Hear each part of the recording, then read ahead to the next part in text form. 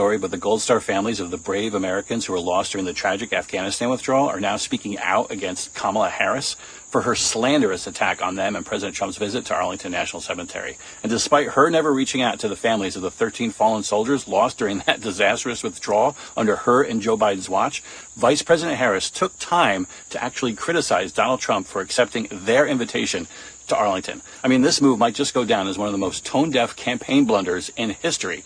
And it's truly appalling how the vice president and her out-of-touch media allies have treated these grieving families. But it's also incredibly inspiring to see these Gold Star families standing up and calling her out in these powerful videos.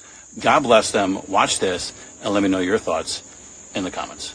Kamala, your statement is nothing more than a political spin to help you look better in your presidential campaign against Donald Trump. You have never walked a single day in our shoes. Our kids were murdered because of your administration. Vice President Harris, my name is Steve Nakui. I'm the father of Lance Corporal Kareem M. Nakui. And your administration killed my son. The message is intended for Vice President Kamala Harris.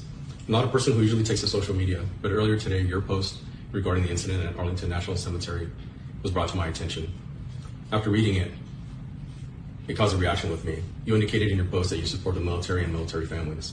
I, for one, have not seen that support. It's been 3 years since my son was killed in action, and myself, my family, and other Gold Star families have not seen any support from you or your administration.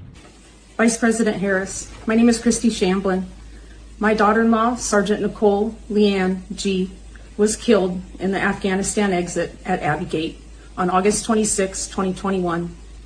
This year, for the 3rd year anniversary of her murder, we welcome President Donald J. Trump to Arlington to lay a wreath on the tomb of the unknown soldier with our family and to visit Nicole graveside. President Trump and his team were respectful. They listened to our stories and didn't talk much at all. We welcomed them that day and they were comfort to our family. Vice President Harris, I ask you, why won't you return a call and explain to us how you call my daughter-in-law's death a success? Vice President Harris, my name is Jim McCollum. I am the Gold Star father of United States Marine Corps Lance Corporal Riley McCollum, killed in Afghanistan, August 26, 2021. Your recent remarks related to Trump's visit to Arlington are filled with nothing but lies and deceit. This is Mark Schmitz, Gold Star father of Marine Lance Corporal Jared Schmitz. Here we are on a beautiful holiday weekend day. I got to stop what I'm doing, spending time with what's left of my family, to address a heinous, vile, and disgusting post put out by Kamala Harris.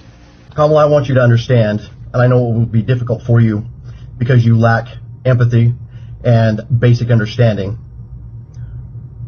The events that happened on August 26, 2024, with President Trump at Arlington National Cemetery were solemn and in keeping with the reverence and respect that is given to all members of our military that are buried there. We invited President Trump. We are the ones that asked for the video and the pictures to be taken at the tomb of the unknown soldier. When President Trump went and paid tribute and paid his respect in Arlington for our kids, it was not just the ones buried there, it was for all of our kids, and it was an invitation that the families actually extend to him, and it's not the first time that he actually meet with us and share time and with our families. And you are partly to blame for that as well. What happened at Arlington was President Trump was invited by those families who have their soldiers buried at Arlington.